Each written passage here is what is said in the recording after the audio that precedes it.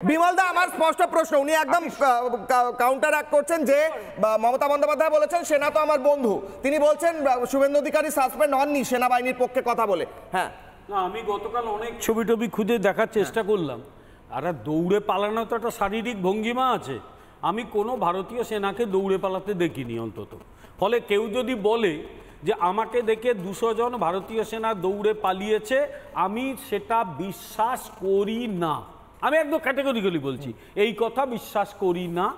কেউ যদি মনে করে যে ভারতীয় সেনা 200 জন দৌড়ে পালাবে, তাহলে তাকে দেখলে পাকিস্তানে 40,000 সেনা দৌড়ে পালাবে, তাকে দেখলে বাংলাদেশের 1 লক্ষ সেনা দৌড়ে পালাবে, এত শক্তিশালী তিনি। তাহলে আমি বলবো ভারতের প্রতিরক্ষার খরচ অনেক কমে যাবে। যুদ্ধ করার আগে একজনকে গিয়ে দাঁড় করিয়ে দিলেই হলো, সেনাবাহিনী উল্টো দিকে দৌড়ে পালাবে, লক্ষ কোটি টাকা বেঁচে যাবে, পশ্চিমবঙ্গে কিছু টাকা আসবে, দিলে এই শাসক দলের লোকেরা আরও কামাতে পারবে। 1 কোটি হচ্ছে 100 কোটি করে কামাতে পারবে। এখন চুরি করে 1 কোটি, তখন 100 কোটি কামাতে পারবে। জানি না এইসব পরিকল্পনা আছে কিনা।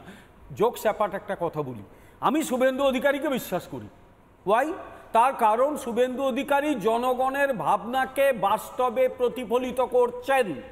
আমি শুভেন্দু অধিকারীকে বিশ্বাস করি তার কারণ একজন সত্যিকারের বিরোধী দলনেতা, যিনি শাসক দলকে শান্তিতে ঘুমোতে দিচ্ছেন না। একজন সত্যিকারের জননেতা, যিনি কোথাও গেলে হাজারো হাজারো মানুষ ইনস্ট্যান্টলি দৌড়ে আসে তাকে দেখতে। আমি আমার দলের বিধানসভার সদস্যদের, লোকসভার সদস্যদের বিশ্বাস করি, কারণ এইরকম একটা ভয়ঙ্কর পরিবেশের মধ্যেও তারা চোখে চোখ রেখে লড়াই করে চলেছে এই শাসক দলের বিরুদ্ধে। শুভেন্দু অধিকারী আজকে সাসপেন্ড হলেন কেন? এবারে আমি একটা কথা বলি। আচ্ছা, শুনছি নাকি বলা হয়েছিল বিধানসভায়, কি হয়েছিল বাইরে আসেনি আমি জানি না, ওই ডকুমেন্টস দেখলে বুঝতে পারবো। 25শে মার্চ, না অনিন্দদা জানেন যে সবটা নাকি ব্রডকাস্ট হয়। আমি বলি 25শে মার্চ 1971 সালে খান সেনাদের অত্যাচারের প্রসঙ্গটা নাকি এসেছিল। আচ্ছা, এই আলোচনার সঙ্গে তার সম্পর্কটা কি? আমি শেষ করি, তারপর যথেষ্ট বলতে পারবো।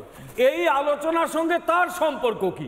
25শে মার্চ 1971 সালে খান সেনা তার আগে থেকেই অত্যাচার করছিল, সেদিন তুঙ্গে উঠেছিল, তারপরে ভয়ঙ্কর গোলমাল শুরু হয় এবং মুক্তিবাহিনী লড়াই শুরু করে। তো এই কি কোনো রূপকার্থে ব্যবহার করছেন? আমার প্রশ্ন এখানে আমি না শুনে যে তাহলে এখানে কি মুক্তিবাহিনী তৈরি হবে পশ্চিম বাংলায়, ও মুক্তিবাহিনী বাংলাদেশ পাঠিয়ে দেবো?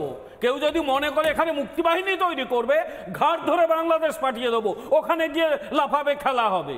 তাই আমি বলে দিচ্ছি, কেউ যদি ওই খোয়াব দেখে থাকে যে খান সেনার সঙ্গে এখানকার সেনাবাহিনীর তুলনা করবে, তাহলে পরিষ্কার ওকে বলে দিচ্ছি, go to Bangladesh, go to Pakistan. India is not your place. কারণ এটা হচ্ছে মানে এই দেশকে যারা ভালোবাসে, দেশপ্রেমিক, তাদের জায়গা। আমার প্রশ্ন, এই প্রসঙ্গটা এলো কেন? হি মাস্ট এক্সপ্লেইন যে কোন প্রসঙ্গে এখানে খান সেনার অত্যাচারের কথা বলা হলো। আমি বিধানসভার কথা নিয়ে আলোচনা আবার আমি করছি না, আমার কানে যা এসছে সেই অনুযায়ী কথা বলছি। শুভেন্দু অধিকারীকে সাসপেন্ড করা হয়েছে বিকজ শুভেন্দু অধিকারী প্রটেস্টেড, এবং শুভেন্দু অধিকারী তিনি সাধারণ মানুষের যে ভারতীয় সেনাবাহিনীর প্রতি অসম্ভব ভালোবাসা, অসম্ভব শ্রদ্ধা, তাকে তিনি রিফ্লেক্ট করেছেন, সেখানে প্রতিফলন ঘটিয়েছেন। হাত তুলছেন অনিন্দবাবু,